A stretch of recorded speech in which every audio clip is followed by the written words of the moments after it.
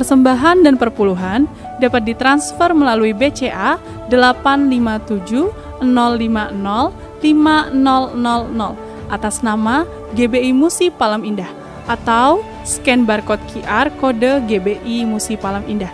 Tuhan Yesus memberkati.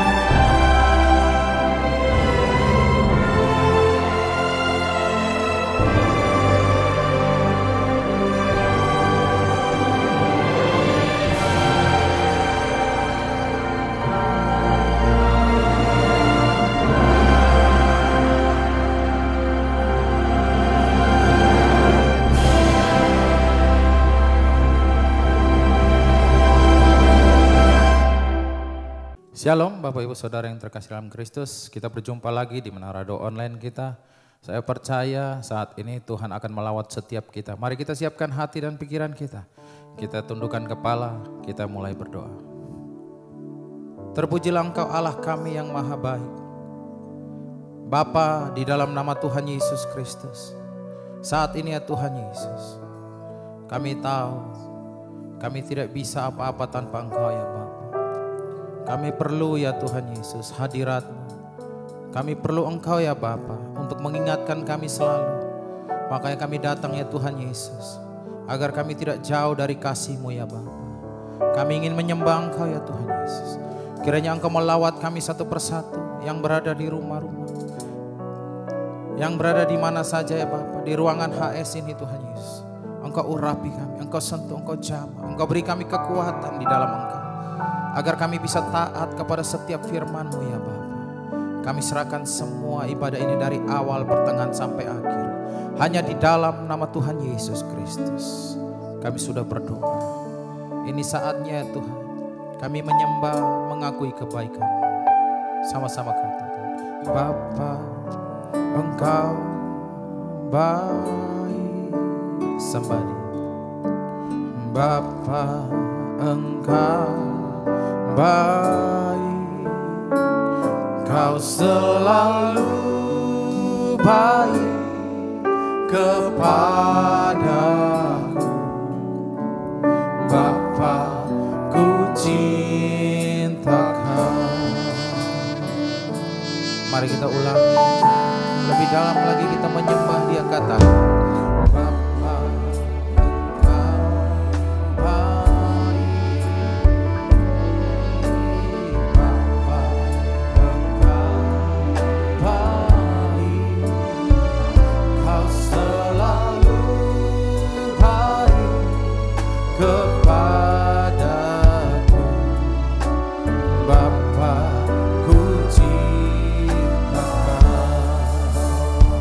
suara kita.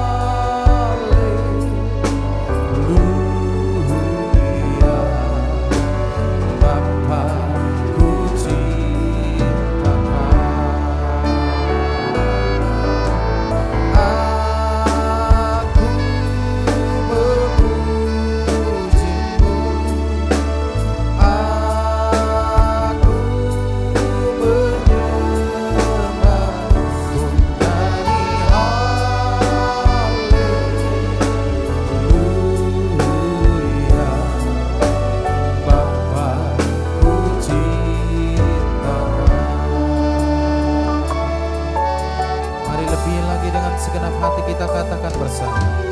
Bapa, Engkau baik. Bapa, Engkau baik. Kau selalu baik kepadaku. Bapa, ku cinta Kau. Sekali lagi katakan bersama. Bapa, Engkau baik. Bapa, Engkau baik. Kau selalu baik kepadaku. Bapa, ku cinta Kau.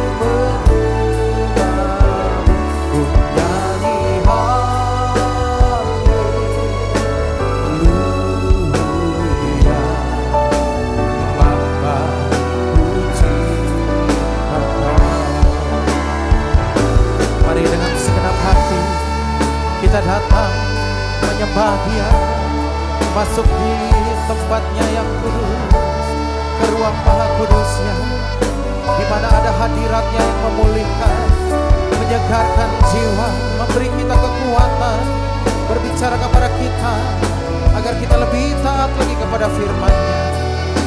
Mari umat Tuhan, kita angkat suara kita puji dan sembah.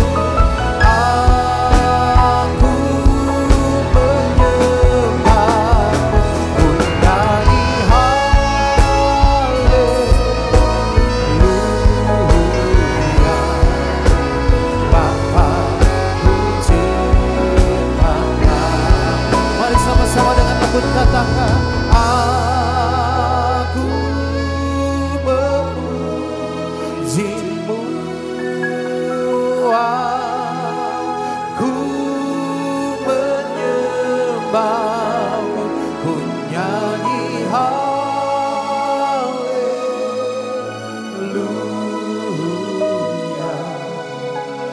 Bapa, ku cinta Kau. Katakan Bapa, Bapa, ku cinta Kau. Sekali nyanyikan, Bapa, ku cinta Kau.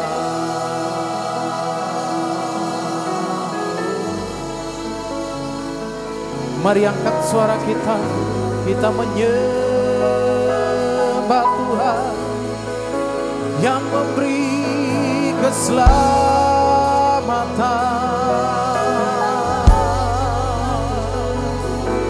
Mari apa Bapa, tidak terkecuali kami semua di tempat ini, kami haus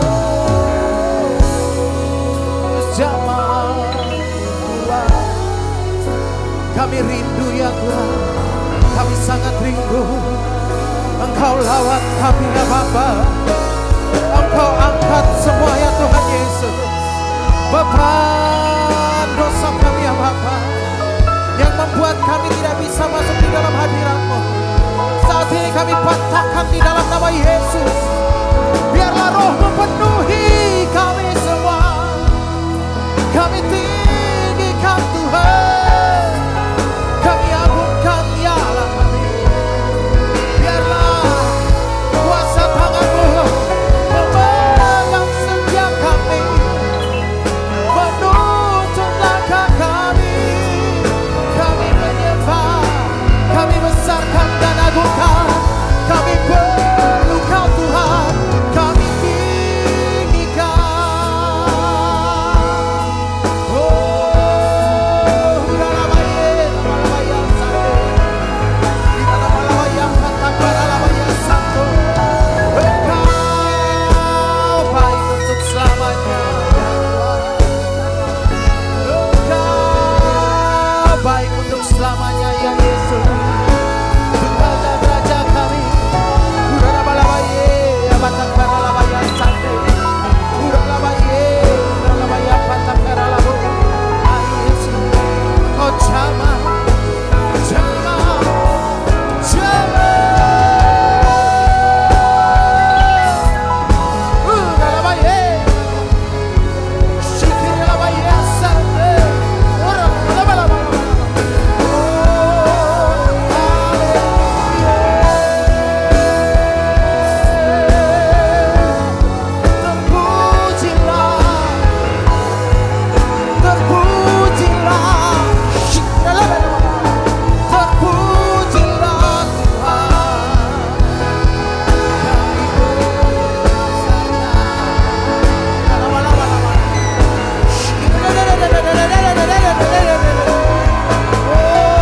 Mari kita berbakar roh, kita sembah Dia di dalam roh dan kebenarannya. Mari kita angkat suara kita, kita sembah Dia, kita agungkan Dia. Haleluya.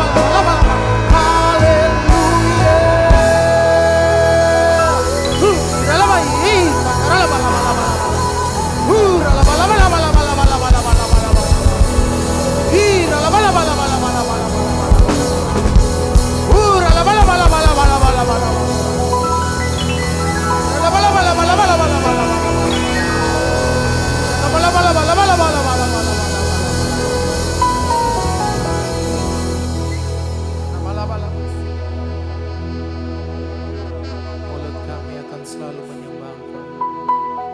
Segenap nafas kami menceritakan kebaikan-Mu ya Tuhan. Mulutku penuh dengan pujian kepada ya Yesus Tuhan. Sepanjang hari ku beri penghormatan kepada ya Allah. Mari sama-sama dari nama, sebab Dia adalah pengharapan. Tuhan, Kaulah pengharapan. Percaya hanya kepada-Mu. Sama-sama katakan Yesus. Yesus Allah perlindunganku, Engkau yang selalu ku puji. Lebih lagi dengan segenap hati, angkat suara kita nyanyi. Tuhan, Kaulah pengharapan.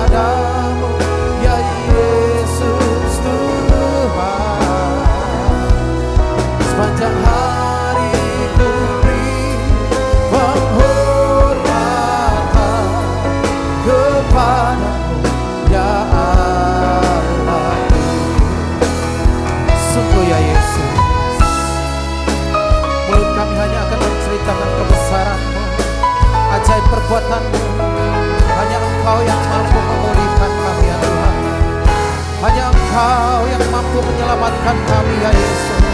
Saat ini kami sembah mulutku penuh dan pujian kepadamu ya Yesus Tuhan.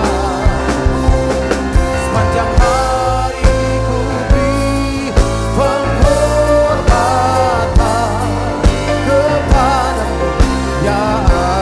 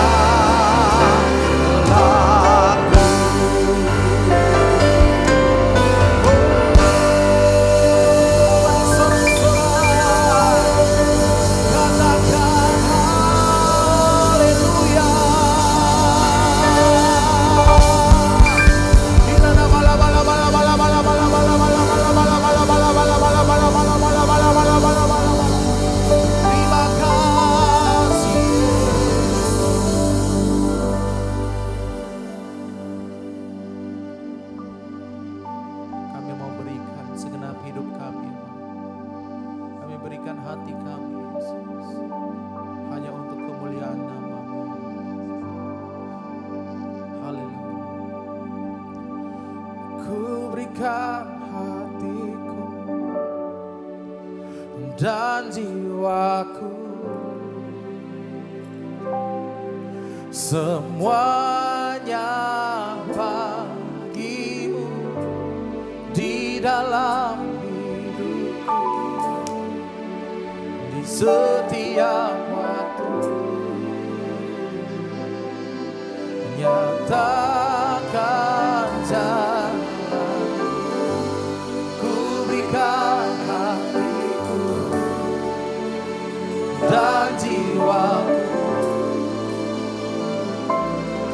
semuanya bagimu di dalam hidupku,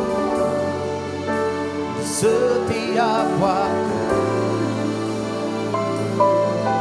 Nyatakan jalanmu, ku berikan hatiku dan jiwaku,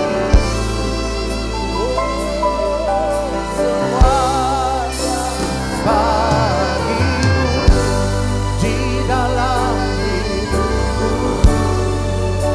setiap waktu.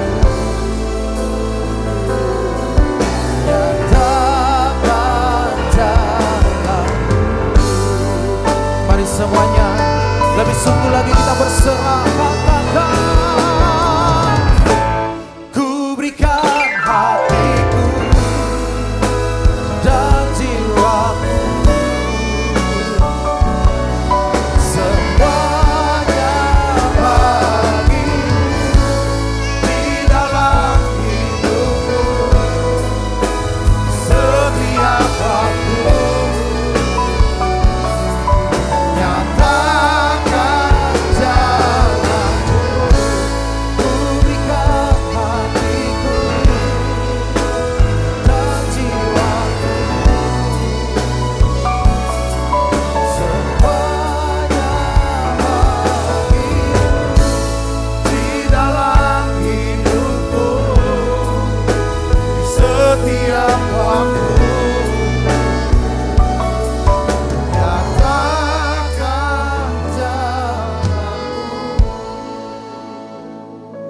Tuhan terima kasih.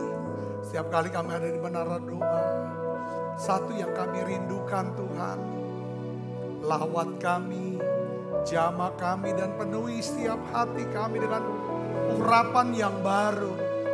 Penuhi kami dengan minyak yang baru. Jamah setiap hati kami. Terima kasih ya Tuhan, terima kasih. Penuhi kami Tuhan dengan Roh Kudus. Penuhiku dengan hadirat-Mu.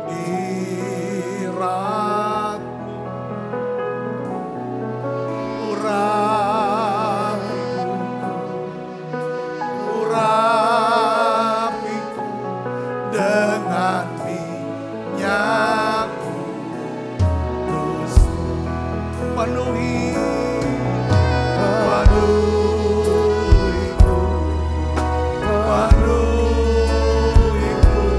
dengan hadirat. Urapi Tuhanku, urapi Yesus dengan minyak kudus.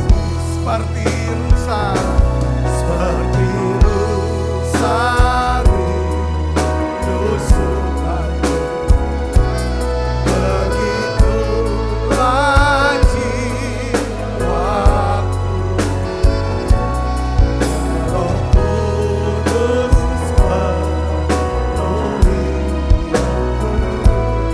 dengan urapan baru. Tuhan terima kasih. Tuh hadirat, Kau jamah kami. Aku berdoa untuk setiap anak-anak-Mu yang sakit Tuhan sembuhkan. Sembuh dalam nama Yesus.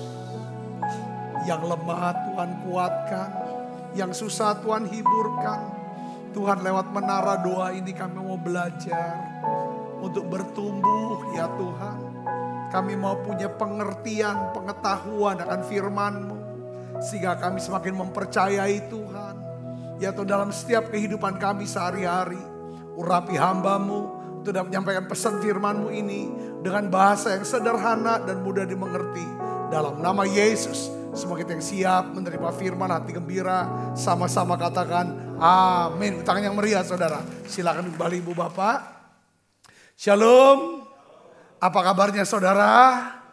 Luar biasa. Shalom, apa kabarnya saudara yang mengikuti secara online? Saya berdoa terus setiap hari, kiranya kasih karunia Tuhan terus dilimpahkan buat setiap kita. Amin. Nah, hari ini saya ingin bagikan tentang satu kisah Gideon. Ya, ini peperangan yang sungguh spektakuler, saudaraku. Kita bayangin Gideon lawan siapa, saudara? Lawan orang Midian, orang Amalek yang Alkitab gambarkan begini. Jumlahnya itu seperti pasir di tepi pantai. Bayangin ini udah nggak terkalahkan. Nah, tapi saya ingin bagikan dari kisah Gideon ini, kita akan belajar ada 3 prinsip ya, 3 prinsip. Prinsip ini nilai-nilai ya yang kita harus ketahui, mengerti, ya paham dan coba kita jalanin. 3 prinsip hidup dalam berkat ya dan hidup dalam kemenangan. Ini bicara tentang pemeliharaan Tuhan sebenarnya saudaraku. Saya akan mulai saudaraku ya dengan Matius 10 dulu sebelum masuk kepada kisah Gideon. Ya, Matius 10 ayat 29 kita baca sama-sama. 1, 2, 3. Bukankah burung pipit dijual 2 ekor seduit? Namun seekor pun daripadanya tidak akan jatuh ke bumi di luar kehendak Bapakmu, di luar seizin daripada Tuhan. Kata-kata gitu saudara, seizin Tuhan ya. Sekalipun burung pipit harganya sangat murah, saudara, tetapi seekor pun tidak akan jatuh ke bumi di luar kehendak Bapa di surga atau tanpa seizin Tuhan. Nah, apalagi kita saudaraku ya, orang-orang yang berharga, yang mulia dalam pandangan Tuhan. Saya yakin Ya, ada pemeliharaan Tuhan yang sempurna atas hidup kita. Saudara percaya, katakan amin. Ada pemeliharaan Tuhan yang sempurna dalam hidup kita. Jadi ada 3 prinsip ya, saudara, sebelum kita masuk ke kisah Gideon ini, ya, yang kita perlu catat. Saudara percaya catat nih, 3 prinsip pemeliharaan Tuhan. Yang pertama, coba lihat. Segala sesuatu yang terjadi dalam hidup kita, ya, atas seizin Tuhan. Dari ayat ini. Segala sesuatu yang terjadi dalam hidup kita, saudara percaya atas seizin Tuhan, amin. Apapun yang terjadi, saudaraku, mau kita kuat, kita lemah, kita gagal, kita sukses, kita pacak berlari, pacak terbang, atau kita jatuh, saya yakin, saudara, seizin Tuhan. Yang percaya katakan amin.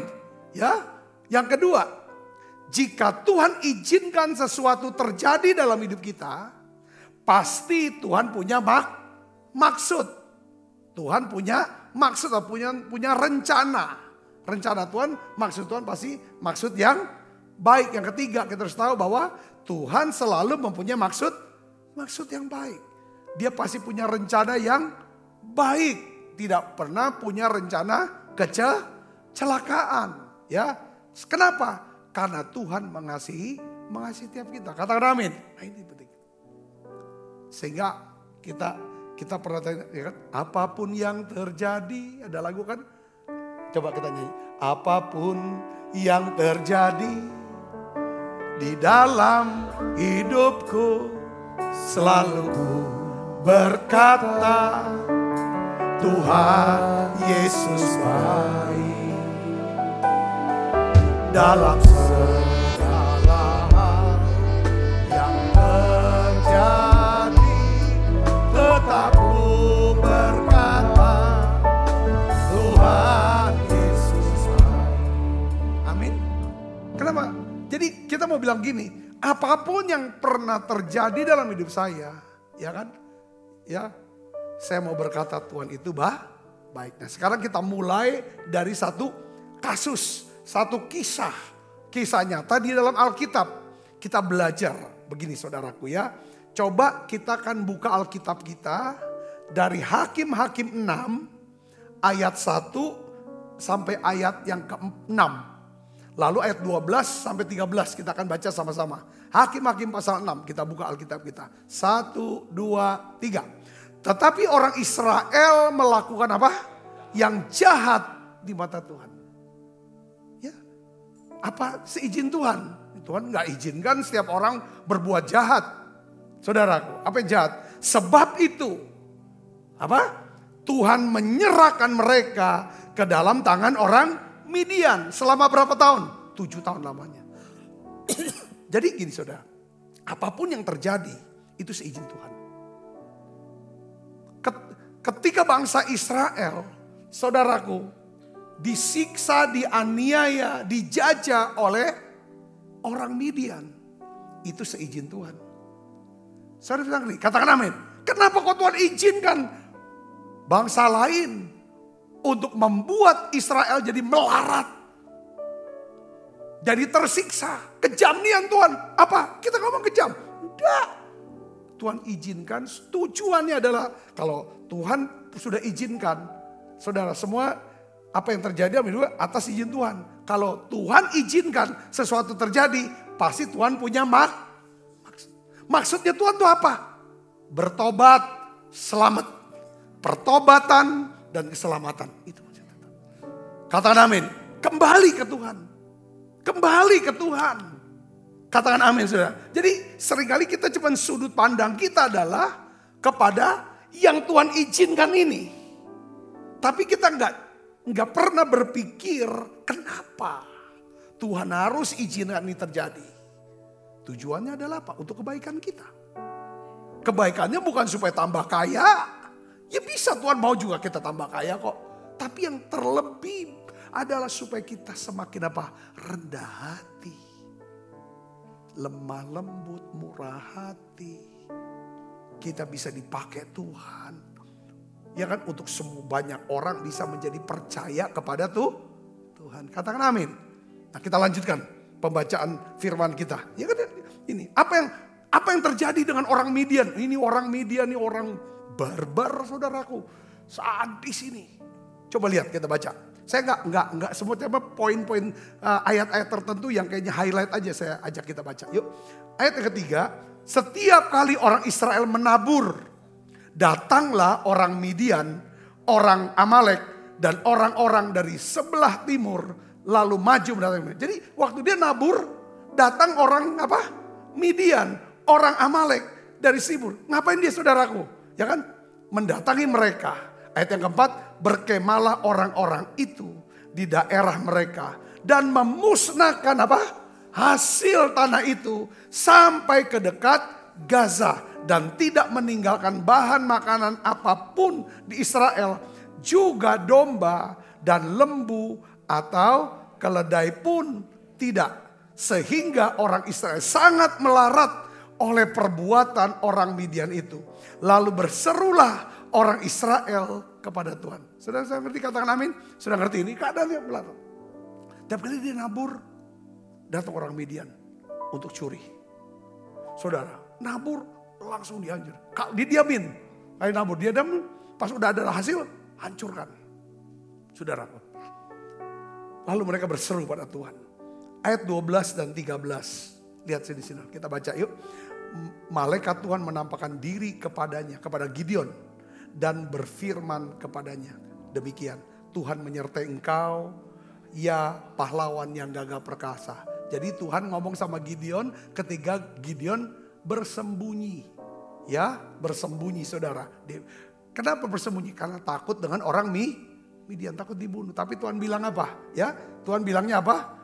Tuhan menyertai engkau, ya pahlawan yang gagah.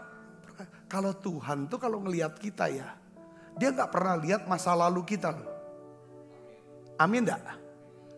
Kalau iblis lihat kita, dia lihat masa lalu kita, lalu dia ngomongin terus masa lalu kita. Yang sudah diselesaikan oleh Tuhan Yesus waktu kita bertobat. Tapi kalau Tuhan melihat kita dan berbicara, dia lihat apa? Masa depan.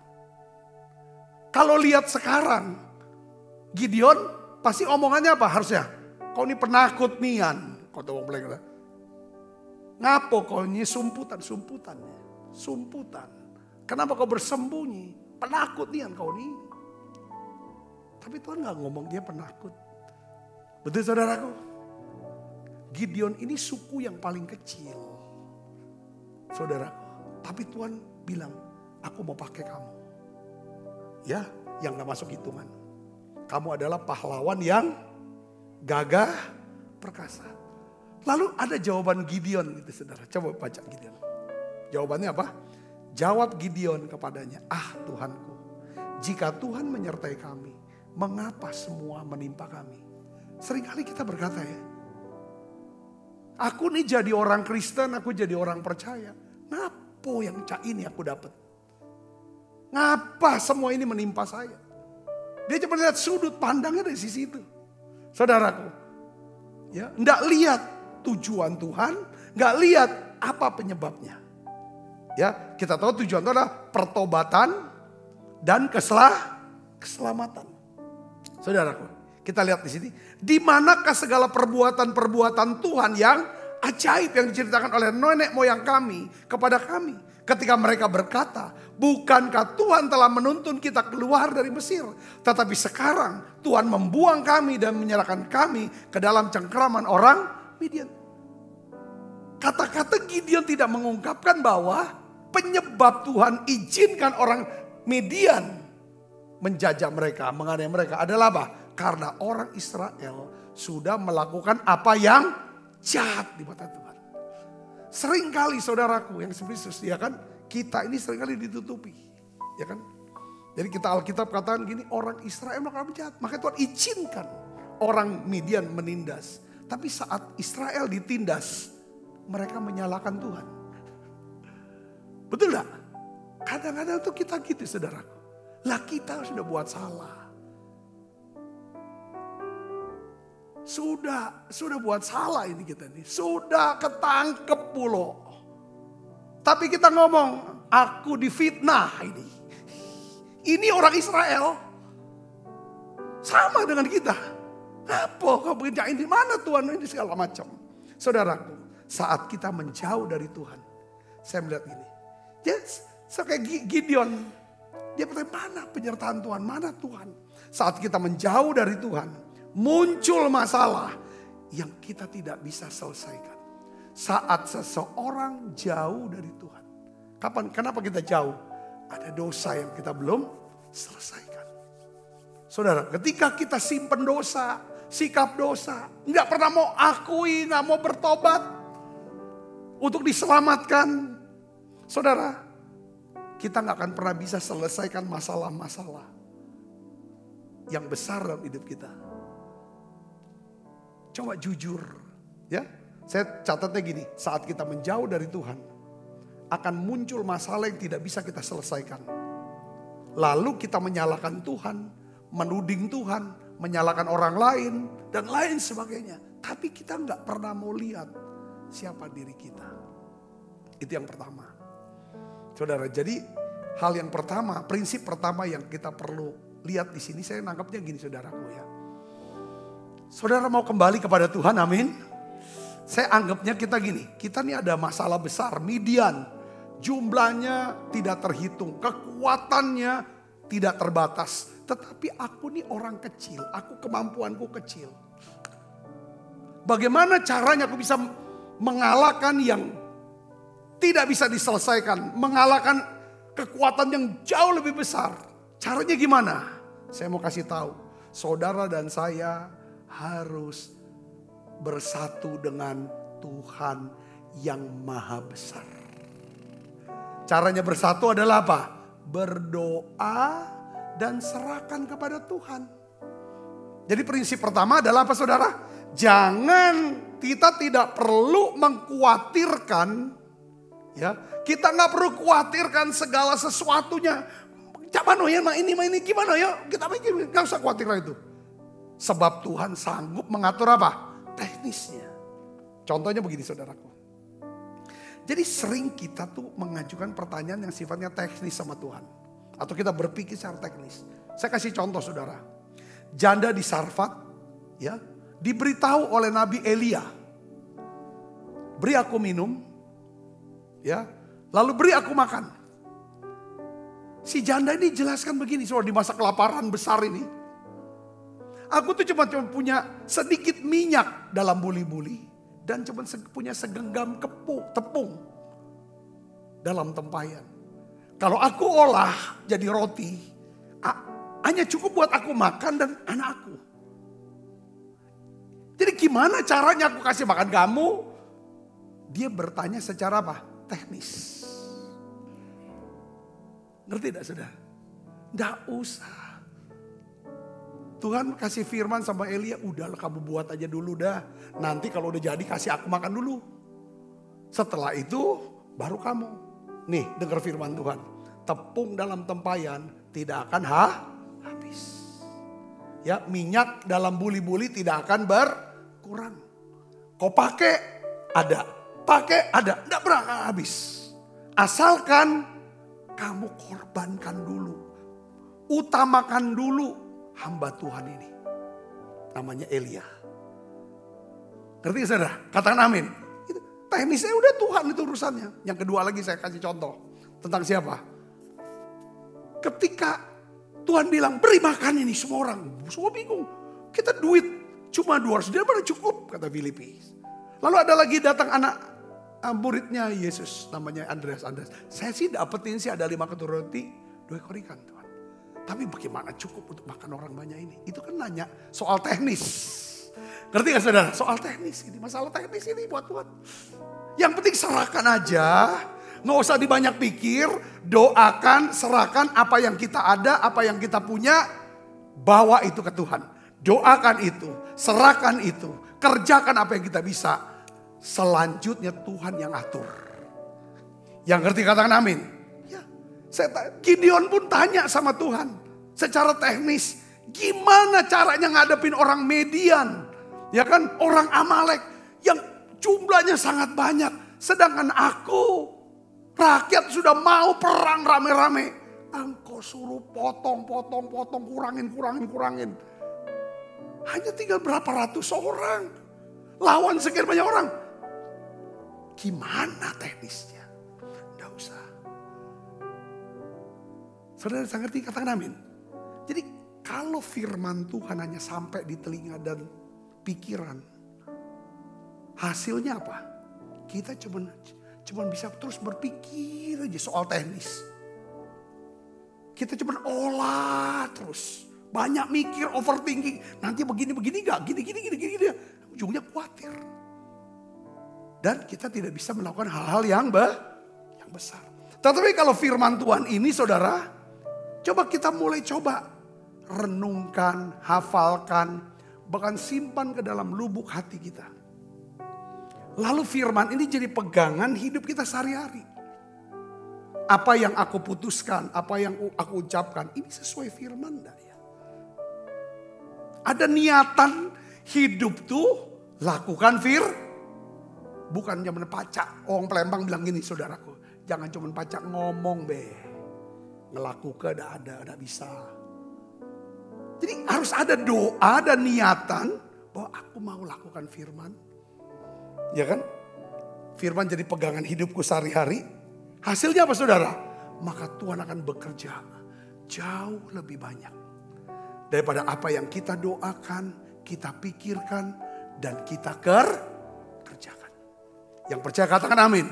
Ini kasus Gideon. Gideon tuh saudara cuma bawa pasukan berapa? Siapa yang hafal? 300 orang aja. Lawan jumlah musuh tidak terbatas. Dan sekarang saya mau tanya sama saudara. Bagaimana caranya Gideon tuh berperang lawan jumlah yang tidak terbatas? Dia bawa apa saudara? Masih ingat gak? Ini enggak detail ini saudara. Ya, nanti kita bahas ya besok-besok ya. Itu unik. Pakai sangkakala sama pakai apa saudaraku? Apa namanya? Ya gantang itu buyung tuh. Ini kan. Itu aja. Jadi seperti ini. Kalau kita udah ngadepin sesuatu yang kita gak bisa tanganin. Satu yang saya bilang. Sudah jangan overthinking. Kita overthinking karena kita mempertanyakan teknis penyelesaiannya, solusinya tuh gimana. Atau ya kita yang aturin gitu loh. Tuhan jalannya kayak gak usah. Tuhan hanya mau percaya. Bagi Tuhan tidak ada yang mustahil. Nah, Tuhan tunjukin jalan apa yang harus saya buat. Yang kedua ini langkah yang kedua yang kita harus tahu lagi saudara. Itu dulu starting pointnya ke situ. Kalau kita ngadepin masalah besar, kalau kita pikirkan terus, lalu sambil kita marah, kita nyesel, itu kan nyiksa. Nyiksa apa? Jiwa kita. Itulah saudara penyebab daripada stres, depresi, gilo. Karena kalau kita mau belajar aku percaya, hatiku percaya sama Tuhan. Katakan amin. Serahkan ke Tuhan. Yang kedua, coba kita lihat ini, saudaraku. Ya, coba kita baca di dalam ayat Hakim-Hakim 7 ayat 2. Masuk saudara, kita baca. Saudara coba nanti setelah ibadah baca kisah Gideon ya dari awal sampai akhir. Supaya ada gambaran besar. Saya cuma mau kasih prinsipnya karena waktu ya. Kita akan lihat Hakim-Hakim 7 ayat 2. 1, 2, 3. Berfirmanlah Tuhan kepada Gideon. Terlalu banyak rakyat yang bersama-sama dengan engkau ini. Daripada yang kukehendaki. Untuk menyerahkan orang Midian ke dalam tangan mereka. Jangan-jangan orang Israel memegah-megahkan diri terhadap aku sambil berkata, tanganku sendirilah yang menyelamatkan aku. Jadi dari ayat ini, satu yang kita bisa petik artinya apa? Tuhan tuh menolak orang sombong. Setuju gak saudara? Tuhan tuh gak mau kita tuh sombong gitu saudaraku. Ya, merasa diri kita kuat, merasa diri kita hebat. Tuhan bilang jangan banyak-banyak. Nanti kalau kebanyakan kamu menang, kamu sangka itu karena kamu hebat. Aku tidak mau kamu nanti sombong di hadapan aku. Nah itu saudara. Jadi Tuhan suka memakai orang yang lemah, yang bergantung pada dia. Makanya dia bilang cukup 300. Cukup. Ya, supaya nanti kalau kamu menang, kamu berkata semua karena Tuhan. Memang saya sadar lah kita sebagai manusia kalau kita mau jujur Bapak Ibu, saudaraku ya. Ya, kita ini sebagai manusia itu suka pamer. Betul gak? Pamer. Apa yang kita mau pamerkan? Apa yang kita sudah lakukan, kita pamer. Ini kalau bukan aku, ini jasa aku nih, semua nih. Kalau bukan aku, ya kan gak ada ini semua. Kita suka cerita hal itu. Kita suka pamer prestasi kita. Sebenarnya gak salah. Tapi kalau terlalu banyak, saudaraku, kita pamer rumah yang kita yang besar, yang bagus. Wah, semua kita ini kan. Karena seringkali tidak salah. Tapi kalau kebanyakan, ujungnya pacak kita jatuh dari 3 dosa ini. Kesombongan, keserakahan, iri hati. Wah, kalau sombong, serakah, iri hati ini udah mengikat hidup kita, menjerat hidup kita, pasti pola pikir kita akan jadi sesat. Orang sombong pikirannya sesat. Orang serakah pasti pikirannya sesat. Betul gak? Orang iri sesat di pikirannya. Nah,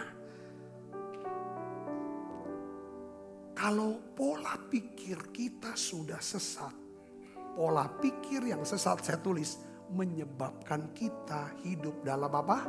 Kejahatan. Saya kasih contoh misalnya. Seandainya saya merasa paling berjasa di tempat ini. Ya, itu akan timbul satu perasaan dan pikiran bahwa saya yang paling berhak di tempat ini. Betul gak?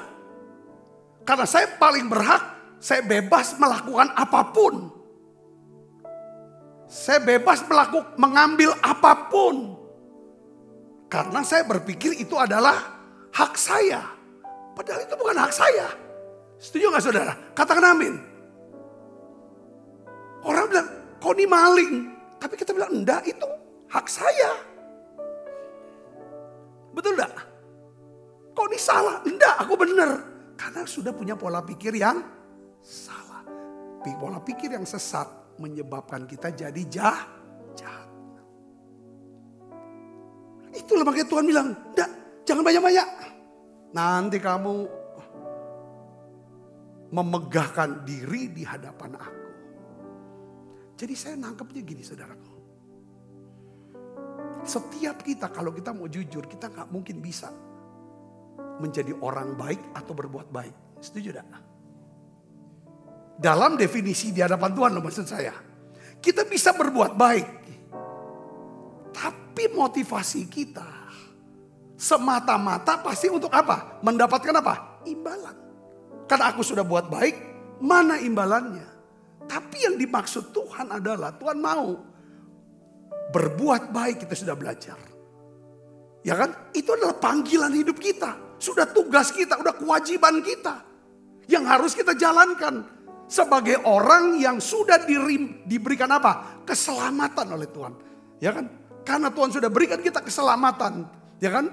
Oleh iman. Saudaraku, kita diselamatkan. Kita diluputkan, dibebaskan dari hukuman kekal. Ya kan? Itu bukan hasil usaha kita, bukan perbuatan kita. Bukan karena perbuatan baik kita, tapi karena iman kita kepada Yesus. Yesus yang berbuat untuk kita. Jadi tidak boleh ada orang memegahkan diri. Hidup tidak boleh sombong. Yang kedua, karena kita nggak boleh sombong. Kalau kita berbuat baik, tidak boleh kita jadi berkuasa atas orang yang ditolong.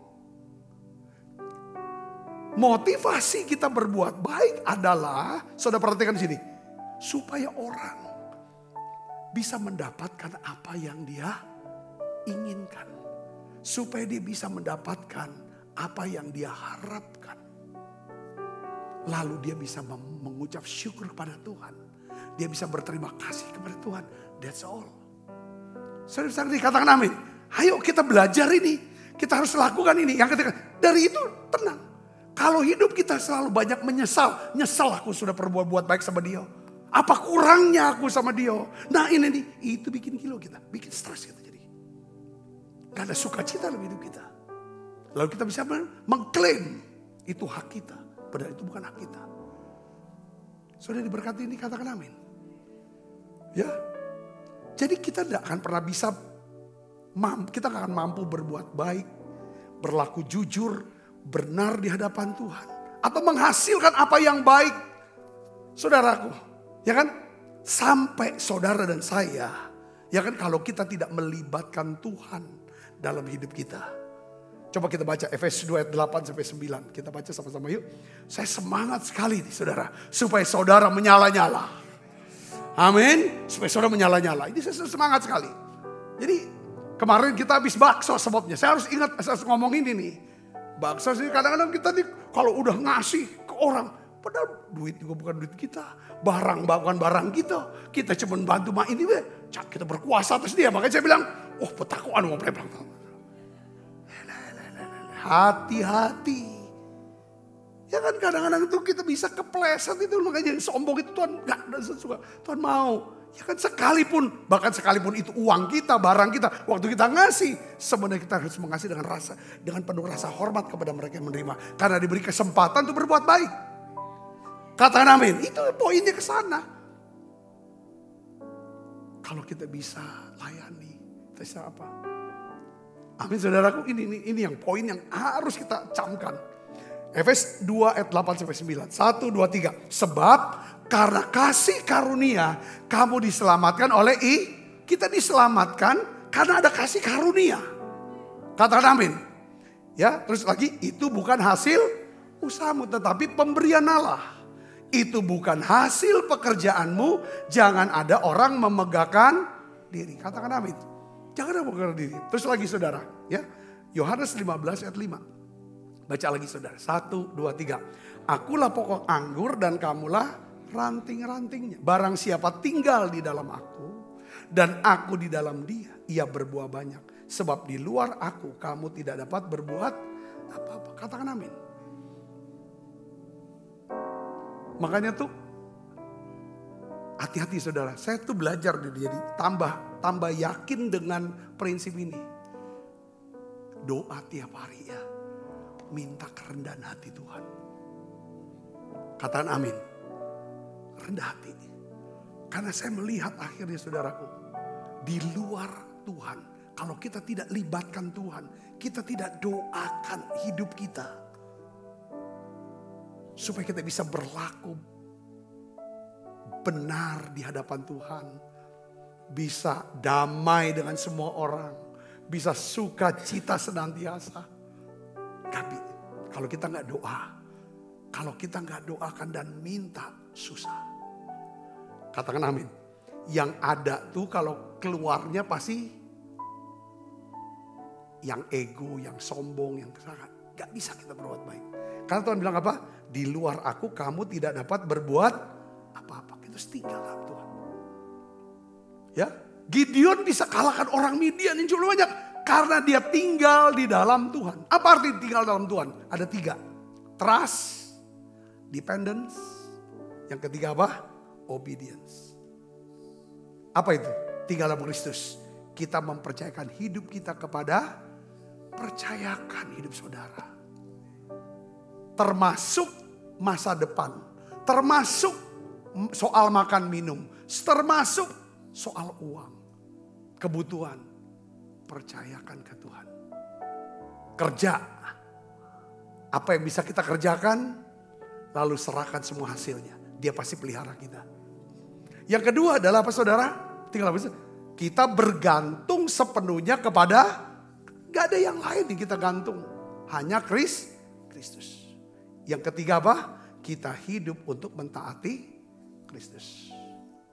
Itu namanya tinggal dalam Tuhan. Nah yang terakhir, bagaimana caranya saudara bisa hidup dalam berkat ya dan hidup dalam kemenangan. Yang pertama jangan overthinking. Gak usah terlalu banyak khawatirkan ini anak. Gak usah dikhawatirkan. Bagaimana caranya untuk bisa selesai ini masalahku. Bisa dapat ini, dapat itu. Sudah. Tuhan sanggup ngaturnya secara detail dan teknis. Katakan gak usah pertanyakan itu. Setuju katakan amin. Yang kedua adalah apa saudara? Kita cukup serahkan segala yang ada.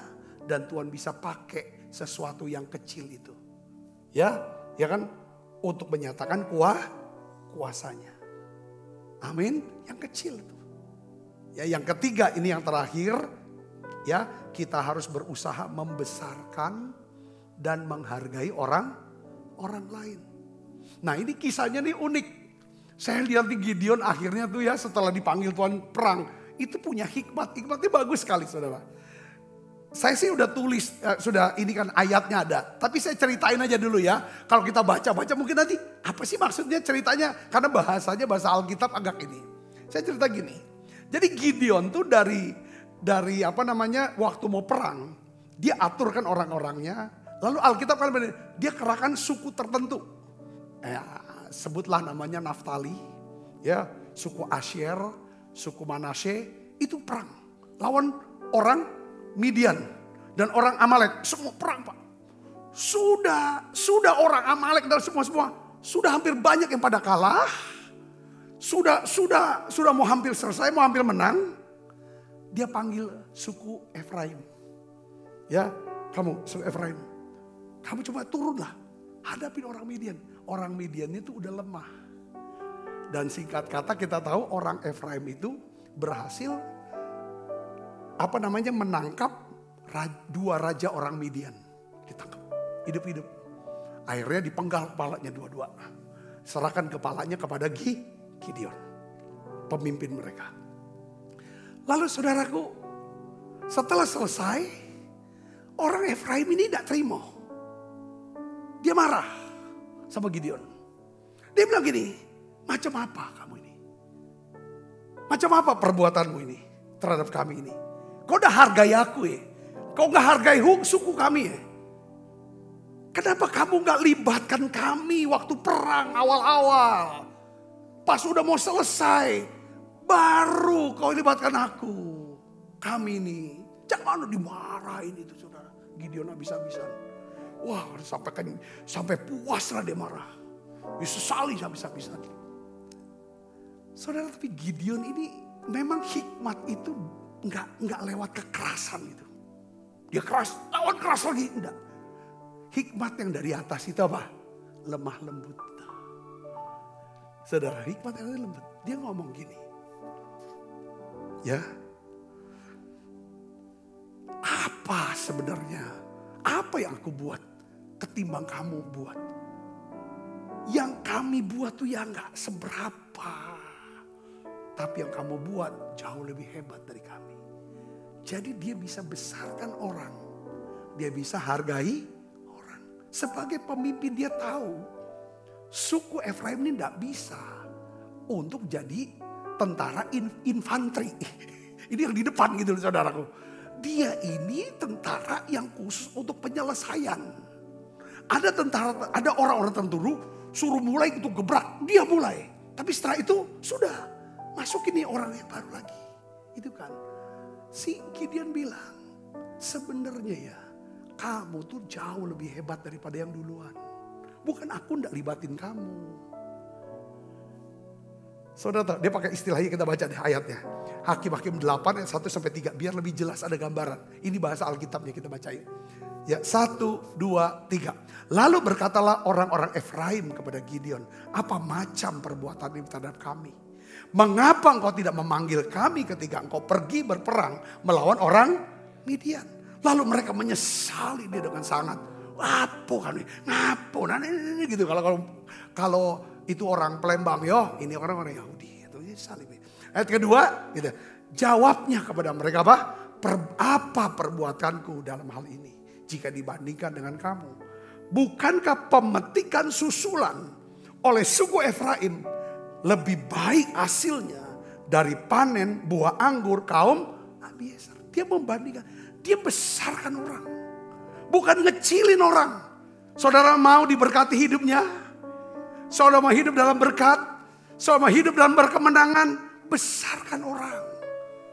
Jangan kecilin, jangan hina, jangan fitnah, jangan apapun. Ini kunci kemenangan. Kita belajar di sini. Katakan amin. Ini bisa lihat. Yang kedua apa? Ayat ketiga. Allah telah menyerahkan 2 raja orang Midian itu. Yaitu Oreb dan Seeb ke dalam tanganmu. Rajanya ada tanganmu. Ya kan? Apa yang telah dapat ku capai jika dibanding dengan kamu. Aku ini cuma bunuh. Ya kan rakyatnya jelata. Tapi kau pacak bunuh rajanya. Saya ngerti gak maksud saya di sini?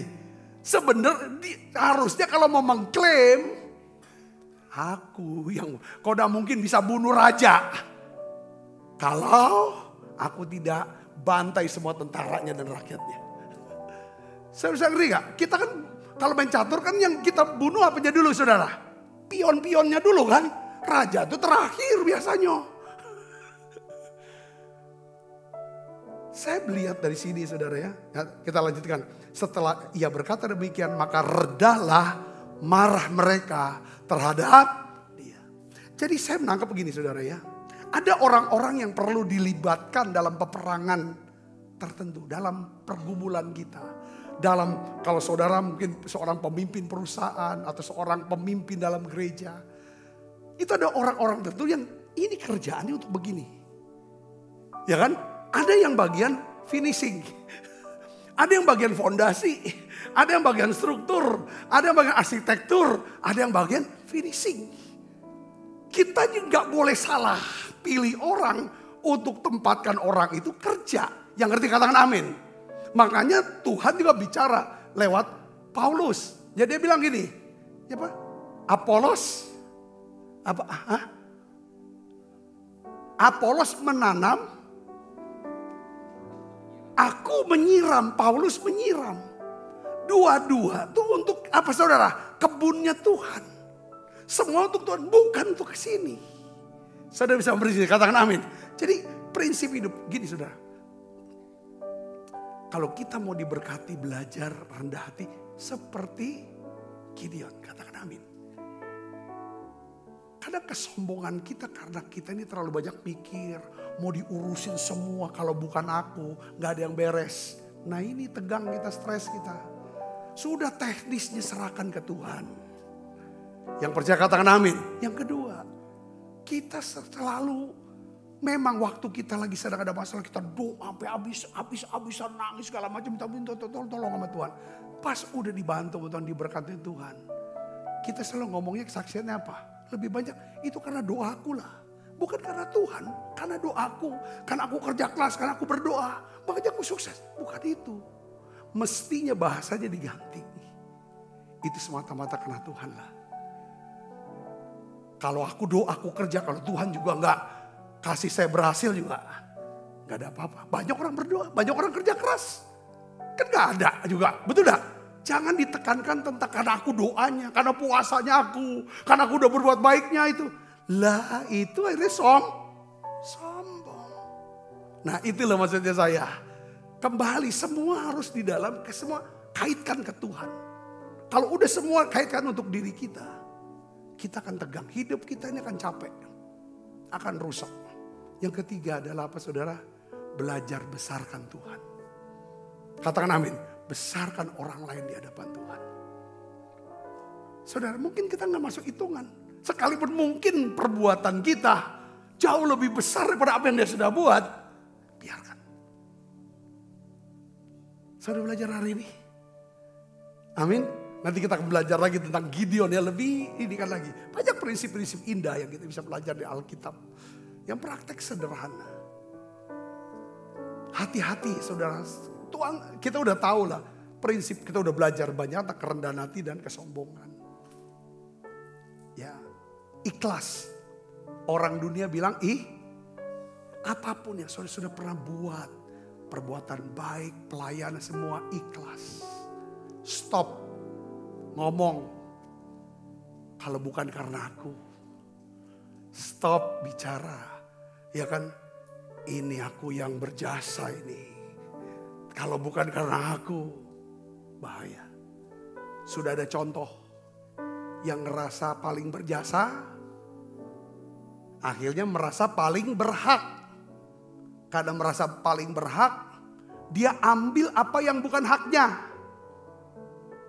Jatuh. Ini hati-hati buat kita semua. Baik dimanapun kita berada. Satu pelajaran yang sangat mahal. Sekolah, uang sekolahnya mahal banget. Mari kita belajar. Tuhan, aku serahkan hidupku.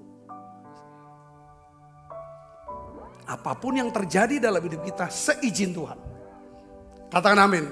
Jika Tuhan izinkan sesuatu terjadi, Tuhan punya maksud. Dan maksud Tuhan tidak ada yang jahat. Semua mendatangkan apa? Kebaikan.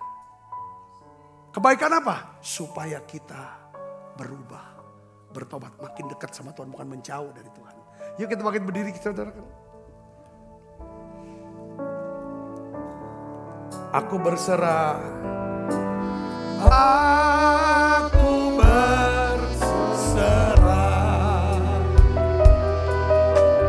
Aku berserah.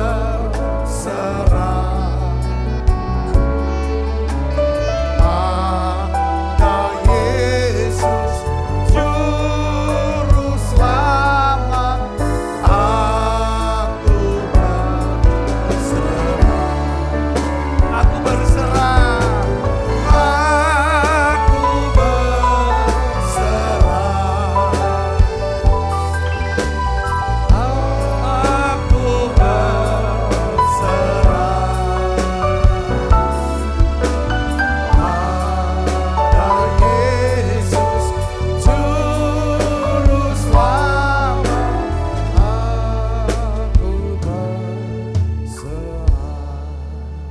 Mari yuk tutup mata ibu bapak, baik yang ada di Holy Spirit maupun yang sudah mengikuti secara online. Firman Tuhan datang dengan begitu keras, tegas, tapi dibungkus dengan kasih yang luar biasa. Jangan terlalu overthinking, terlalu mikirkan teknis-teknisnya dan bertanya sama Tuhan gimana solusinya, harusnya kan begini. Tuhan sanggup urus detail dan teknisnya. Tuhan hanya mau kita percaya, kita kembali ke Tuhan, kembali bertobat, rendahkan diri di hadapan Tuhan.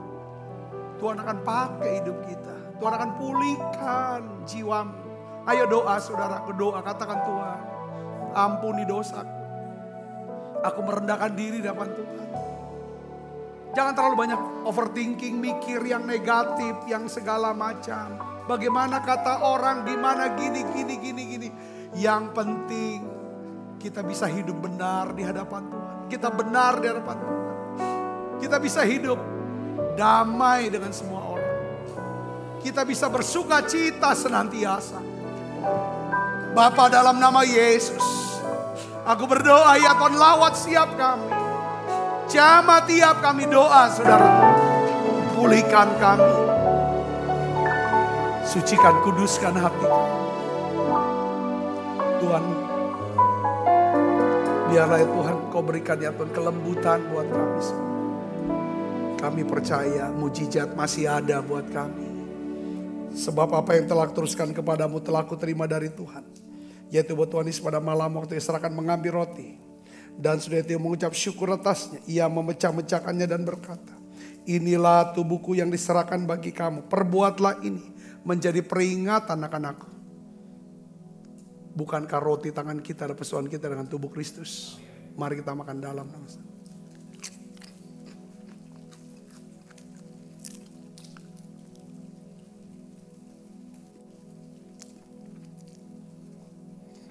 Angkat cawan.